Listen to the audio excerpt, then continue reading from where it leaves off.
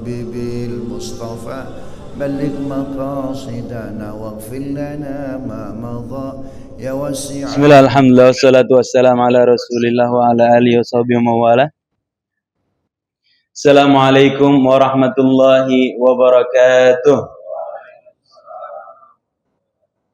Alhamdulillah rabbil alamin wa bihi nasta'in ala umuri dunya waddin wassalatu wassalamu ala asyrafil anbiya'i wal mursalin wa ala alihi wa sahbihi wa man tabi'ahum bi ihsanin ila yaumiddin. Yang saya hormati Bapak Luqmanul Hakim beserta jajaran Dewan Kepengurusan Masjid Asy-Syamil.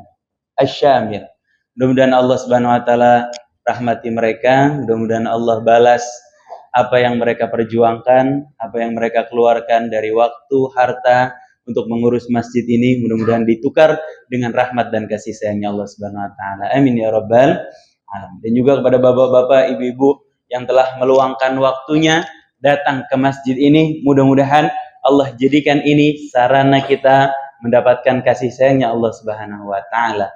Dan mudah-mudahan Allah jadikan ini sarana kita, tiket kita untuk dipantaskan oleh Allah Subhanahu wa taala berkumpul bersama baginda Nabi Muhammad sallallahu alaihi wasallam. Amin ya rabbal alamin. Bapak-bapak, ibu-ibu yang dirahmati Allah Subhanahu wa taala, enggak ada kata yang lebih layak, lebih pantas diucap pada siang hari ini di hari ada yang jawab 17, ada yang jawab 16. Yang jawab 16 janjian baru 16 hari puasanya. Satu hari mokel katanya. Insyaallah ala kulli hal. Di hari ke-17 bulan Ramadan. Allah Subhanahu wa taala masih kasih kita umur. Allah Subhanahu wa taala masih panjangkan umur kita, Allah masih kasih kita kesehatan. Dan di hari ke-17 ini Allah masukin hidayah di dalam hati kita, Allah gerakin hati kita. Allah gerakin langkah kaki kita. Allah mudahkan kita untuk berkumpul di masjid ini, berkumpul di sini, sarana kita dinaikkan derajatnya oleh Allah Subhanahu wa taala. Amin ya rabbal alamin. Di antara semua kenikmatan yang Allah Subhanahu wa taala bisa berikan kepada hambanya, di antara semua kesempatan yang bisa kita ambil, bisa saja kita menggunakan kesempatan ini untuk tidur, mumpung gak ada jam makan siang, kita tidur. Bisa, boleh. Bisa saja kita menggunakan jam kosong ini untuk diam-diam masuk ke horden warteg dan membatalkan puasa kita. Na'udzubillahi min dzalik. Dan segala macam skenario yang bisa Allah tetapkan kepada diri kita pada siang hari ini, Allah panggil kita, Allah gerakin kita, Allah masukkan kenikmatan di dalam hati kita menghamba beribadah kepada Allah Subhanahu wa taala. Karena di antara semua skenario itu, di antara semua kenikmatan yang Allah bisa berikan kepada hambanya pada siang hari ini, kenikmatan yang kita terima adalah kenikmatan yang akan ditukar menjadi kenikmatan yang abadi saat kita berjumpa dengan Allah Subhanahu wa taala. Adapun kenikmatan lainnya, kenikmatan kita jalan-jalan, kenikmatan tidur, ada bangunnya, kenikmatan makan, ada kenyangnya, dan kalau bulan puasa ada rasa sesal di akhirnya. Kenikmatan pemandangan, ada bosannya, dan lain sebagainya. Kenikmatan yang kita rasakan pada siang hari ini adalah kenikmatan yang abadi, yang akan kita dapatkan dalam bentuk kenikmatan yang abadi saat kita berjumpa dengan Allah Subhanahu wa taala, saat kita insya Allah berada di surganya Allah Subhanahu wa taala. Amin ya rabbal alamin. Kenikmatan yang kita nikmati pada siang hari ini, bisa sholat zuhur berjamaah di masjid, bisa sama-sama duduk berzikir mengingat Allah Subhanahu wa taala, bisa sama-sama duduk menuntut ilmu. Gimana caranya mendekatkan diri kepada Allah Subhanahu wa taala adalah nikmat yang luar biasa besar, nikmat yang akan mengangkat derajat kita di sisi Allah Subhanahu wa taala. Mudah-mudahan kita masuk ke dalam golongan itu. Amin ya rabbal. Buktinya apa, Bib? Buktinya adalah firman Allah Subhanahu wa taala dalam surat Ali Imran. Allah Subhanahu wa taala mengingatkan kita, menguatkan kita. Kata Allah, "A'udzu billahi minasyaitonir rajim. Wa la tahinu wa la tahzanu wa antumul a'launa in kuntum mu'minin." Kata Allah, wala tahinu wala tahzanu. Jangan pernah kamu merasa terhina, jangan pernah kamu bersedih hati. Kalau bahasa adik-adik kita, jangan pernah kamu insecure. Jangan pernah kamu insecure. Apa artinya insecure? Minder. Jangan pernah kamu berkecil hati terhadap bagaimanapun kondisi ekonomimu saat ini. Bagaimanapun latar belakangmu, apapun profesimu, bagaimanapun bentuk tubuh dan kulitmu. Karena Allah nggak ngelihat itu. Dalam sebuah riwayat kata Allah, Innallaha la yanzuru ila suwarikum wala ila ajsamikum. Allah nggak ngelihat bagaimana penggambaran tubuhmu. Artinya apa yang kamu pakai, kendaraan yang kamu kendarai, tas yang kamu bawa, jabatan yang kamu punya, status sosial yang kamu miliki. Allah nggak ngelihat itu semua. Walakin yanzuru ila qulubikum wa amalikum. Akan tetapi yang Allah lihat adalah bagaimana kondisi hati kalian dan bagaimana amal perbuatan kalian, penghambaan kita kepada Allah Subhanahu wa taala. Di ayat tadi kata Allah, wala tahinu wala tahzunu. Jangan pernah kamu merasa terhina. Gak usah kamu bersedih hati. Meskipun kesempatan yang haram itu lewat daripada kita.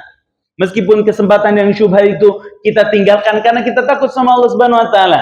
Kata Allah, wa antumul a'laun. Kamu adalah orang yang tinggi derajatnya di sisi Allah Subhanahu wa taala in kuntum mu'minin. Kalau keimanan ada di dalam hatimu. Kalau kamu diantarkan sama Allah Subhanahu wa taala berada bersama orang-orang yang beriman. Kalau kamu diantarkan berkegiatan yang menyuburkan keimananmu. Dan kegiatan seperti ini menuntut ilmu, deketin diri sama Allah Subhanahu wa taala adalah sesuatu yang pasti menambah keimanan kita. Kenapa? Karena iman itu adalah kepercayaan yang harus didasari dengan dasar ilmu. Di ayat lain Allah Subhanahu wa taala berfirman, yarfa'illahu alladhina amanu minkum.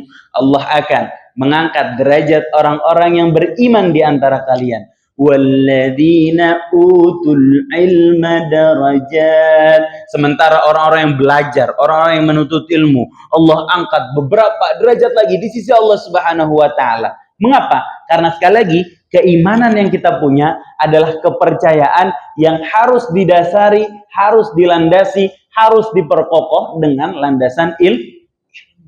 Kepercayaan tanpa landasan ilmu biasanya disebut dengan tahajud, bukan tahajud. Tahayud. Bapak Luqmanul Hakim, mohon izin saya pakai namanya. Suatu saat ada orang datang ke Pak Luqman. Pak Luqman, saya punya cincin batu hijau ini Pak Luqman. Cincin batu hijau ini, kita dapatkan dengan bertapat 3 hari 3 malam Pak Luqman. Pak Luqman begitu pakai cincin batu hijau ini, aduh. Jangankan janda Pak Luqman, gadis aja tengkleng liatin Pak Luqman. Pak Luqman pakai cincin batu hijau saya, kegantengan Pak Luqman naik 200 derajat.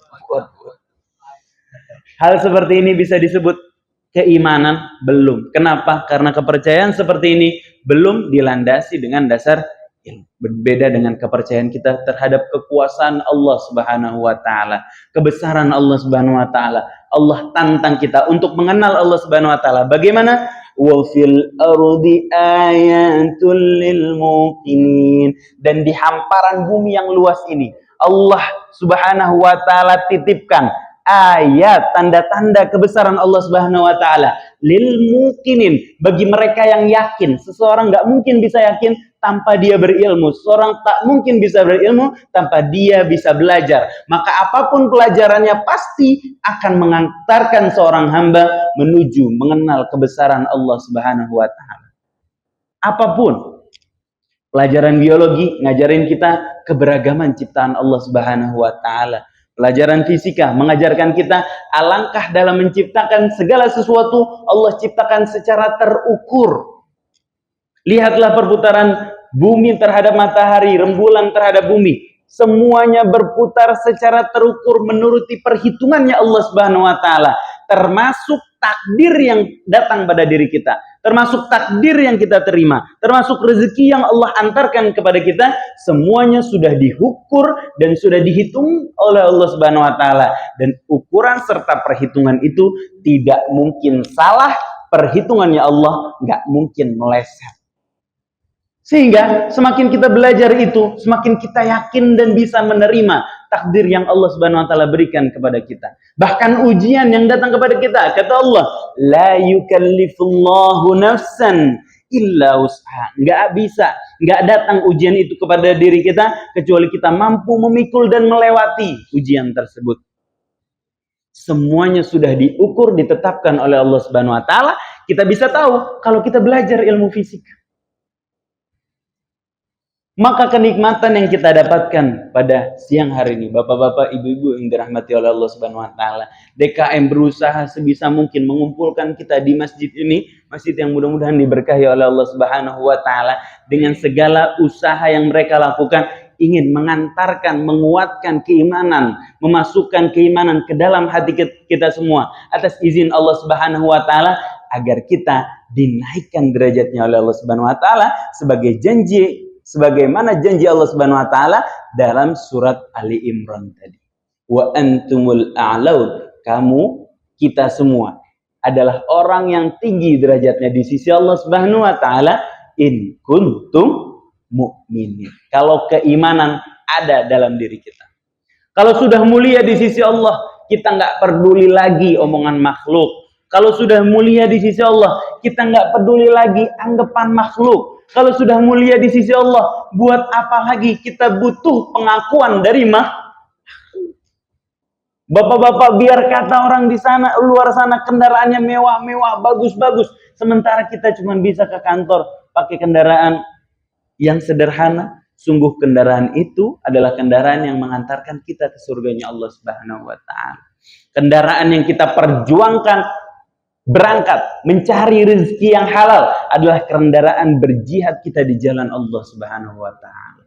Kalau boleh cerita sedikit, menguatkan bapak-bapak, ibu-ibu yang sehari-hari bekerja dari pagi sampai malam, menjalankan amanat yang Allah Subhanahu wa taala titipkan, menjalankan pekerjaan yang kita harapkan mendatangkan rezeki untuk keluarga kita. Bagaimana kisah saat baginda Nabi Muhammad sallallahu alaihi wasallam berjalan bersama para sahabatnya, bertemu salah seorang lelaki sedang bekerja, begitu giatnya, begitu getolnya. Terlihat betul. Lelaki ini giat banget dalam pekerjaannya, getol sekali dalam pekerjaannya. Karena pekerjaan zaman dulu adalah kebanyakan dalam bentuk fisik, maka terlihat dari fisik bapak tersebut, dadanya bidang, bahunya luar biasa lebar, perutnya six pack. Kelihatan ini orang rajin bekerja. Kalau saya ini one pack, malah cenderung test pack kayak orang hamil. Kalau bapak ini, sahabat ini, terlihat sekali orang yang rajin pekerjaannya. Sehingga para sahabat kagum dan menyeletuk. Oh, sayang orang ini kerja begitu giatnya, begitu getolnya, dia cuma buat urusan dunia aja. Seandainya orang ini bekerja dengan giatnya, dengan getolnya untuk berjuang turun di medan perang di jalan Allah Subhanahu wa taala, maka dia dapat pahala yang luar biasa besar, kata para sahabat. Namun apakah perkataan para sahabat ini dibenarkan oleh baginda Nabi Muhammad SAW? Baginda Nabi mengkoreksi dengan pemahaman yang lebih dalam dan lebih lengkap lagi. Apa kata baginda Nabi Muhammad SAW mendidik para sahabatnya? Wahai sahabatku, ketahuilah kalau ini orang bekerja begitu giatnya, begitu getolnya untuk membiayai orang tuanya di rumah yang sudah tidak bisa bekerja lagi, maka dia fi sabilillah. Dia berada di jalan Allah Subhanahu wa ta'ala. Maka buat kawan-kawan kita, anak muda yang bekerja di korporasi, yang harus membiayai orang tuanya di rumah yang sudah nggak bisa bekerja lagi. Kalau bahasa kita sandwich generation, orang yang harus membiayai orang tua dan harus membiayai anak-anak atau harus membiayai hidupnya sendiri, berbahagialah bahwa kita sedang berada di jalan Allah Subhanahu wa taala. Perjuangan kita, bensin yang kita keluarkan, debu yang menerpa wajah kita saat kita berangkat ke kantor, keringat yang terkucur saat kita bekerja, stresnya kita ngadepin klien, stresnya kita ngadepin atasan, pegelnya kita ngadepin tim yang barangkali ceroboh menerima arahan dari kita. Semua rasa lelah itu, semua rasa capek itu, semua rasa pegel itu akan ditukar oleh Allah Subhanahu wa taala dengan rezeki yang akan Allah Subhanahu wa taala antarkan min haitsu la yahtasib, dari jalan yang tidak disangka-sangka. Jangan kira rezeki kita hanya dari gaji bulanan atau bonus bulanan bahkan tahunan yang kita terima bukan satu-satunya pintu rezeki dari Allah. Gaji kita nggak pantas membayar keringat yang terkucur dari dahi kita. Gaji kita nggak pantas membayar air mata yang keluar karena lelah kita. Gaji kita nggak pantas membayar otak yang sudah kita peras untuk mengerjakan amanat dari Allah Subhanahu wa taala. Tapi rezeki akan Allah antarkan min haitsu la yahtasib, dari jalan yang tidak disangka-sangka. Kalau kita bekerja karena Allah Subhanahu wa taala. Kalau kita bekerja menjalankan amanat dari Allah Subhanahu wa taala, sehingga kalau kita bekerja seperti itu, kita tidak lagi khawatir pengakuan dari makhluk. Mau dilihat atasan, mau dilihat orang, mau nggak dilihat orang, kita tetap bekerja dengan taat. Kita tetap bekerja dengan kinerja yang baik. Karena kita tahu yang melihat pekerjaan kita adalah Allah Subhanahu wa ta'ala. Janji Allah. Wa qul i'malu fasayarallahu 'amalakum wa rasuluhu wal mu'minun. Beramallah kamu, bekerjalah kamu. Yang akan melihat pekerjaanmu adalah Allah. Dan Allah akan memperlihatkan kepada Rasulnya, utusannya baginda Nabi Muhammad sallallahu alaihi wasallam, wal mu'minun, serta umat-umat mukmin. Kita akan dibanggakan di hadapan Allah Subhanahu wa taala. Kalau sudah dapat pandangannya Allah, dapat pandangannya baginda Nabi Muhammad SAW dalam pekerjaan yang kita laksanakan dengan penuh amanat, buat apalagi pengakuan makhluk. Barangkali kita tidak dapat bonus karena pekerjaan kita nggak dilihat, tapi rezeki yakinlah akan Allah antarkan min haitsu la yahtasib, dari jalan yang tidak disangka-sangka. Wa may yatawakkal 'ala Allah, kata Allah. Barang siapa yang berserah diri kepada Allah setelah itu, setelah dia bekerja dengan amanat, menjalani ketakwaan, menghindari yang haram, serahkan sisanya kepada Allah Subhanahu wa taala, fa huwa hasbuh, maka itu cukup baginya. Satu kesempatan haram dia tinggalkan, Allah gantikan dengan kesempatan yang halal yang mendatangkan ketenangan untuk dirinya dan untuk keluarganya. Satu rezeki yang syubhat yang dia nggak mau ngambil itu karena dia takut sama Allah Subhanahu wa taala. Janji Allah, wa man taraka li ajli a'taituhu fawqal mazid. Barang siapa yang meninggalkan sesuatu karenaku, maka aku akan gantikan sesuatu itu dengan sesuatu yang jauh lebih indah di sisi Allah Subhanahu wa taala. Fawqal mazid, jauh lebih indah daripada kenikmatan yang dia tinggalkan. Jangankan kesempatan haram, pandangan haram pun ketika kita tinggalkan, Allah akan gantikan dengan kelezatan iman di dalam hati kita. Satu kesempatan pemandangan yang haram, melihat sesuatu dengan syahwat misalnya, atau memandang orang lain dengan pandangan merendahkan misalnya, itu juga pandangan yang haram. Banyak orang yang nggak sadar, banyak orang yang mengira pandangan haram adalah melihat sesuatu dengan syahwat. Pandangan yang haram berikutnya adalah memandang orang lain dengan pandangan merendahkan. Haram, nggak boleh. Meskipun ahli maksiat, ya, meskipun dia ahli maksiat. Meskipun dia ibadahnya tidak serajin kita, meskipun dia ibadahnya tidak serajin kita, nggak boleh sekalipun kita memandang orang lain dengan pandangan merendahkan. Karena itu beresiko memasukkan kesombongan di dalam hati kita, dan itu sifatnya iblis laknatullah alaih. Na'udzubillahi min. Lantas bagaimana kalau kita memandang ahli maksiat? Ganti pandangan itu dengan pandangan rahmat kasih sayang. Doa sama Allah, ya Allah, terima kasih engkau telah menghindarkan aku dari kemaksiatan tersebut. Ya Allah, terima kasih engkau telah menjauhkan aku dari kebiasaan buruk itu. Dan berdoa kepada Allah, ya Allah, selamatkanlah orang itu dari kebiasaan kemaksiatannya. Selamatkanlah orang itu, hilangkanlah kenikmatan dia dalam bermaksiat. Tidak boleh sekalipun kita memandang orang lain dengan pandangan merendah. Jangankan rezeki yang haram yang kita tinggalin, pandangan yang haram saja Kalau kita tinggalkan, maka Allah akan gantikan dengan kelezatan iman di dalam hati kita. Mudah-mudahan kita bisa merasakan itu. Amin ya rabbal. Dilanjutkan. Nabi Muhammad SAW melanjutkan. Kembali kepada hadis tadi. Bahwa, ketahuilah wahai sahabatku, bahwa kalau dia bekerja, begitu giatnya, begitu getolnya. Barangkali bukan untuk orang tuanya di rumah. Orang tuanya sudah tidak ada. Barangkali untuk membiayai anak istrinya di rumah. Berjuang untuk menafkahi anak istrinya dengan makanan yang halal. Karena kenapa? Karena kalau kita memberikan mereka makanan yang haram adalah kezaliman yang nyata di dalam keluarga. Ngasih makan anak istri dengan makanan yang haram. Na'udzubillahimin.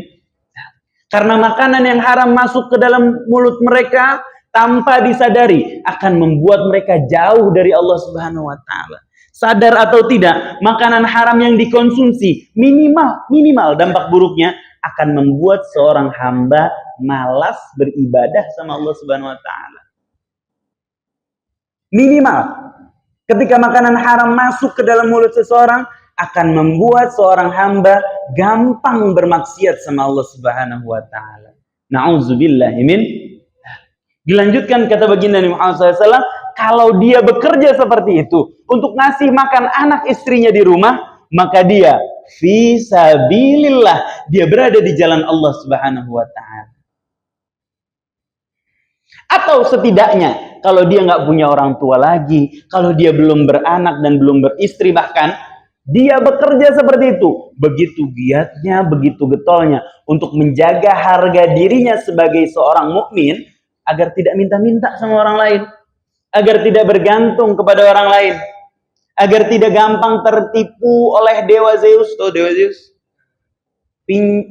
judol, na'udzubillahimin, agar tidak tertipu oleh judol laknat, judi online, na'udzubillahimin. Dia bekerja begitu giatnya, begitu getolnya untuk menjaga harga dirinya sebagai seorang mukmin, menjadi mukmin yang iffah, mukmin yang terhormat, yang tidak minta-minta sama orang lain, nggak nyusahin orang lain, nggak bergantung pada orang lain. Dia hanya bergantung sama Allah Subhanahu wa taala, fahuwa fi sabilillah. Maka dia berada di jalan Allah Subhanahu wa taala. Akan tetapi, kalau dia bekerja begitu giatnya, begitu getol untuk bangga-bangga terhadap dirinya, dalam bahasa hadis mura'in 'alan nas, untuk dapat pengakuan manusia, untuk dibilang, wah ini nih pegawai BUMN, pakai lanyard BUMN kemana-mana, ini nih orang dinas, pakai seragam dinas kemana-mana, ini nih orang kantoran, pakai seragam kantor kemana-mana. Bukan hanya karena kebutuhan, tapi untuk bangga-bangga diri. Na'udzubillahimin dzalik. Bekerja begitu giatnya, begitu getolnya untuk membeli sesuatu yang untuk dia pamerkan. Na'udzubillahimin dzalik. Kata baginda Nabi Muhammad sallallahu alaihi wasallam, fahuwa fi sabilis syaitan. Maka dia berada di jalannya syaitan. Na'udzubillahimin dzalik. Maka bapak-bapak, ibu-ibu yang dirahmati oleh Allah Subhanahu wa taala, jamaah Masjid Asy-Syamil yang mudah-mudahan Allah rahmati kita semua, perbaiki niat kita dalam berangkat menuju pekerjaan kita.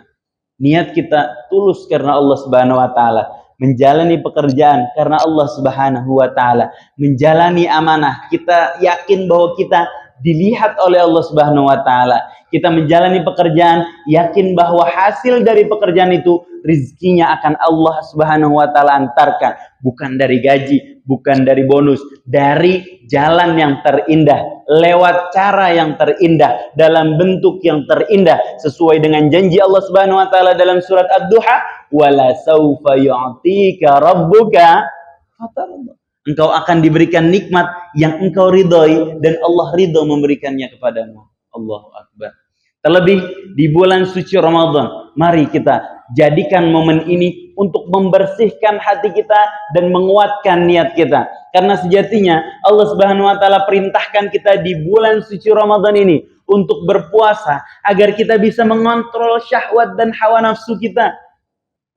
Allah Subhanahu wa taala berfirman, "Ya ayyuhalladzina amanu, wahai orang-orang yang beriman, kutiba alaikumusiyam, kamu diperintahkan untuk berpuasa, kama kutiba alal ladzina min qablikum, sebagaimana orang-orang sebelummu juga diperintahkan untuk berpuasa, la'allakum tattaqun, agar kamu menjadi orang yang bertakwa, taat kepada Allah, jauh dari larangannya." Kenapa untuk jadi orang yang bertakwa kita harus berpuasa dulu? Jawabannya adalah karena kita manusia. Ada yang bukan manusia di sini? Ada yang manusia jadi-jadian? Insya Allah kita semua di sini manusia. Kenapa manusia untuk bisa menjadi orang yang bertakwa harus berpuasa terlebih dahulu? Karena manusia punya syahwat, manusia punya hawa nafsu. Di saat yang sama, manusia juga punya akal yang harusnya mengontrol, mengendalikan syahwat dan hawa nafsunya. Beda sama malaikat. Malaikat hanya punya akal, nggak punya syahwat, nggak punya hawa nafsu. Sehingga malaikat nggak punya pilihan untuk bermaksiat kepada Allah Subhanahu wa taala. Berbeda dengan hewan. Hewan nggak punya akal. Hewan hanya punya syahwat dan hawa nafsu. Sehingga hewan mau berperilaku apapun tidak berdosa di hadapan Allah Subhanahu wa taala. Tidak dipertanggungjawabkan di hadapan Allah Subhanahu wa taala. Lihat kucing. Mau berperilaku apa? Mau mencuri makanan orang, mau kawin di bawah kolong mobil, kucing nggak dipertanggungjawabkan di hadapan Allah Subhanahu wa taala. Akan tetapi kita manusia, kita punya akal, kita juga punya hawa nafsu. Saat manusia hawa nafsunya berhasil dikontrol oleh akalnya, maka manusia berpotensi menjadi lebih mulia daripada malaikat Allah Subhanahu wa taala. Karena malaikat nggak punya godaan hawa nafsu, dia taat wajar, nggak ada godaan hawa nafsu. Tapi saat manusia hawa nafsunya mengendalikan akalnya, manusia berpotensi digolongkan lebih hina daripada hewan. Nauzubillahi min dzalik. Bahasa Al-Qur'annya, ulaika kal an'ami bal hum adall. Mereka tak ubahnya seperti hewan ternak, bahkan lebih sesat lagi. Nauzubillahi min dzalik. Maka penting buat kita untuk bagaimana caranya mengontrol syahwat dan hawa nafsu. Dengan apa? Dengan akal kita. Bagaimana caranya? Caranya latihan. Bagaimana latihannya? Didik syahwat dan hawa nafsu ini dengan cara berpuasa. Syahwat itu apa? Syahwat itu kecintaan kita terhadap hal-hal yang sifatnya duniawi. Sebagai apa? Allah titipkan itu sebagai perhiasan kita di dunia. Kata Allah dalam surat Ali Imran lagi, zuyyina lin-nasi hubbus syahawat, diberi perhiasan bagi manusia mencintai objek-objek syahwat. Yang pertama, minan nisa, perempuan bagi laki-laki, tentu laki-laki bagi perempuan. Wal banin, bahkan anak. Wal qanatiril muqantarah, dan harta benda yang kita miliki. Apa saja? Minadz zahabi wal fiddah, emas dan perak atau alat tukar. Kalau kita sekarang menggunakannya uang, duit. Wal khayl minadz zahabi wal fiddati wal khaylil musawwamah, dan kendaraan yang kita kendarai. Saat ini motor atau mobil, dulu kuda atau unta. Wal an'ami wal hars, dan juga ladang dan hewan-hewan ternak. Maksudnya apa? Pekerjaan kita. Dikasih kita perhiasan, mencintai itu semua. Untuk apa? Untuk kita kuat menghadapi tantangan dunia. Kita bisa ngadepin pasangan kita yang megelin, yang kadang-kadang moodnya suka berubah, tapi kita bisa ngadepin dengan sabar. Kenapa? Karena kita dikasih syahwat di dalam hati kita.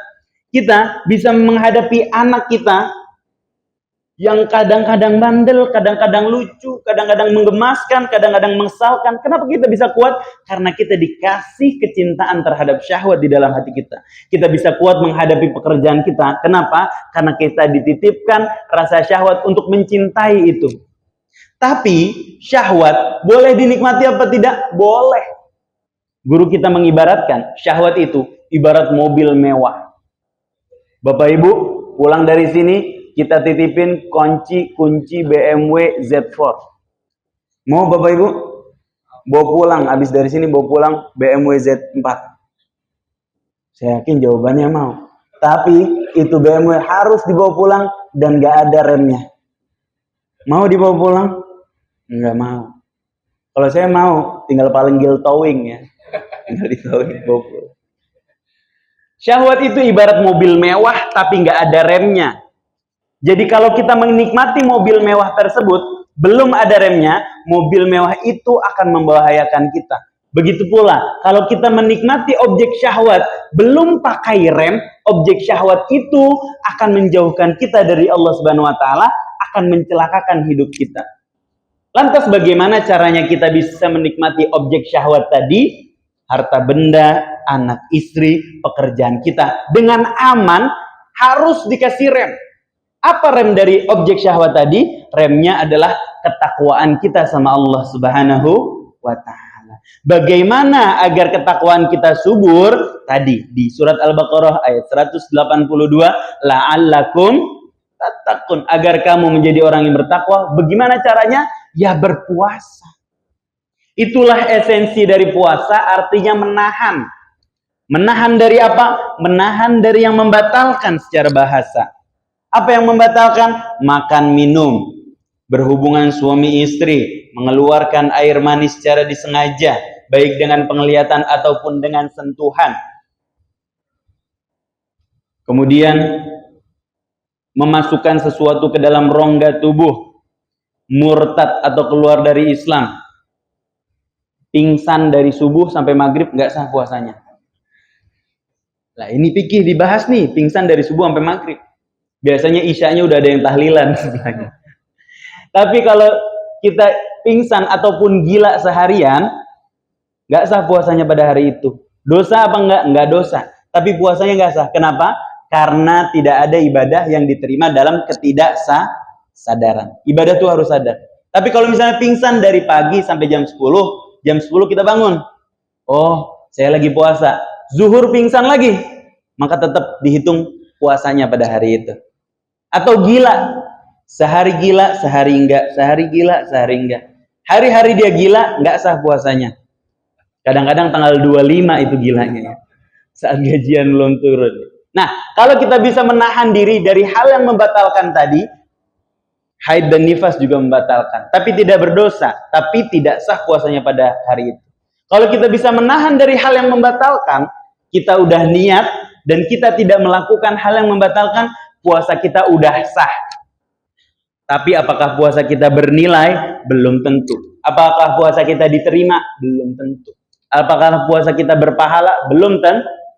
Karena kata baginda Nabi Muhammad SAW, berapa banyak orang yang berpuasa nggak dapat apa-apa kecuali lapar dan haus. Maka apa yang membuat puasa kita bernilai? Selain kita menahan diri dari yang membatalkan, kita tahan juga diri kita dari sesuatu yang sifatnya menimbulkan syahwat dan hawa nafsu. Sesuatu yang sifatnya bermaksiat kepada Allah Subhanahu wa taala. Setidaknya ada 5. Yang ketika 5 hal ini dilakukan, batal pahala puasa kita. Kalau kelima hal ini kita lakukan, menandakan kita tidak berhasil mengontrol syahwat dan hawa nafsu, menandakan bahwa puasa kita tidak bernilai, tidak berdampak sama sekali. Apa saja? Yang pertama, ghibah, membicarakan orang lain. Meskipun pembukaannya bukan ghibah.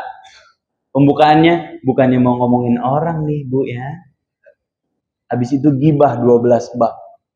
Sama aja, menyebut aib orang lain namanya ghibah. Atau lagi reuni. Ini mah bahan evaluasi aja buat kita ya, supaya kita nggak kejadian buat kita. Habis itu ghibah isinya, tetap ghibah, Bu. Kecuali masalah kinerja ataupun urusan jodoh boleh. Tapi tidak boleh melebar. Cukup dengan substansial yang harus dibahas berkaitan dengan kinerja ataupun dengan jodoh. Itu boleh. Yang kedua, namimah, adu domba. Biasanya ini lahir karena ghibah. Kenapa? Karena dampak buruk dari ghibah masukin kebencian dalam hati orang lain. Na'udzubillahi min dzalik. Si Ahmad punya masalah sama Abdullah. Atau ganti, jangan Ahmad lah.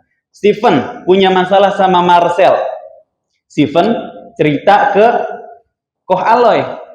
Stephen cerita ke Koh Aloy. Marcel itu begini begitu.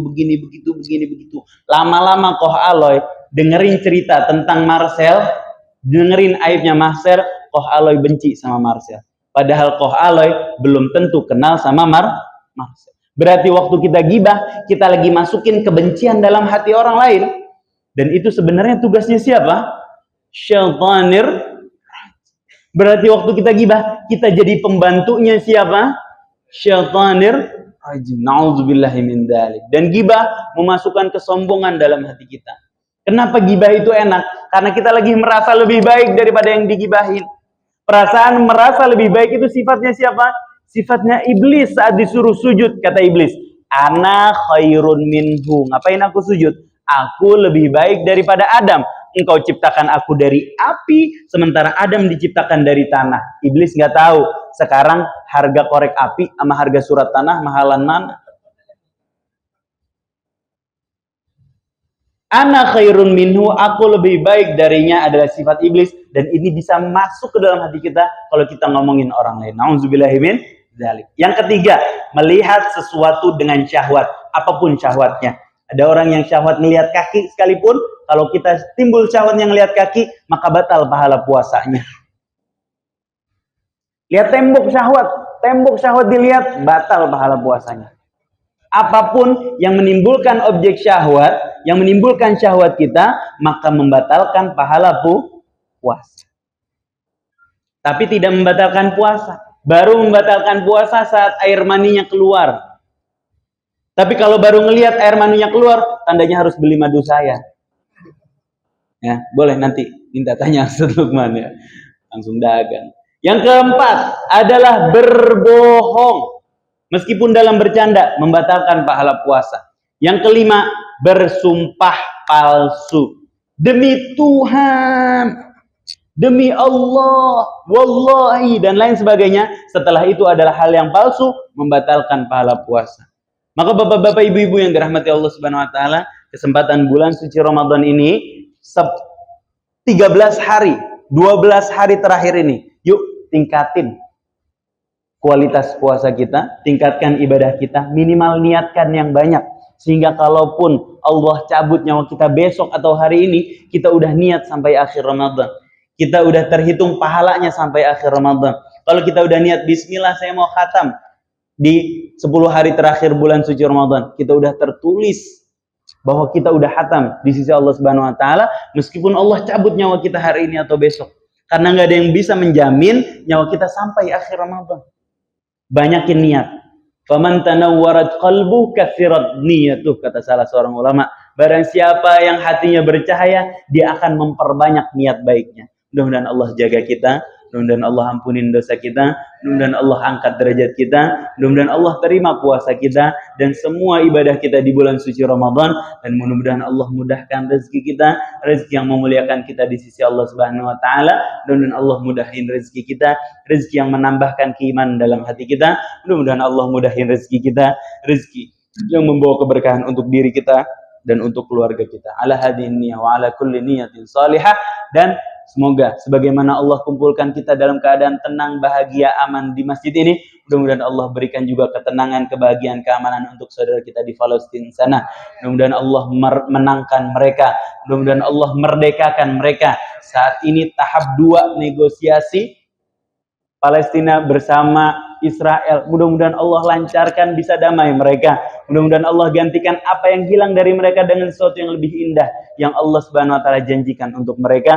Mudah-mudahan yang syahid terhitung pahala sebagai syuhada di jalan Allah Subhanahu wa ta'ala. Allahumma ansur ikhwanana al-muslimina fi Palestin. Allahumma ansur ikhwanana al-mujahidina fi Palestin. Allahumma ansur ikhwanana al-muslimina wal mujahidina fi Palestin. Allahumma wahhid sufufahum wa anzil as-sakinata fi qulubihim. Allahumma ansur man nasara ad-din wa akhdhul man khadhala al-mu'minin. Allahumma dammir a'da'aka a'da' ad-din ya qawiy ya matin bihaqqi sayyidil mursalin wa ala alihi wa sahbihi wasallim. وارزقنا كمال المتابعة المظاهر وباطن في عافية وسلامة برحمتك يا أرحم الراحمين وسر الفاتحة.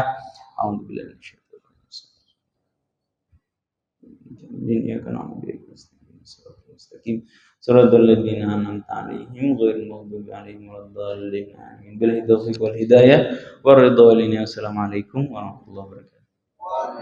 يا ربي بالمصطفى بلغ مقاصدنا واغفر لنا ما مضى يا واسع الكرم.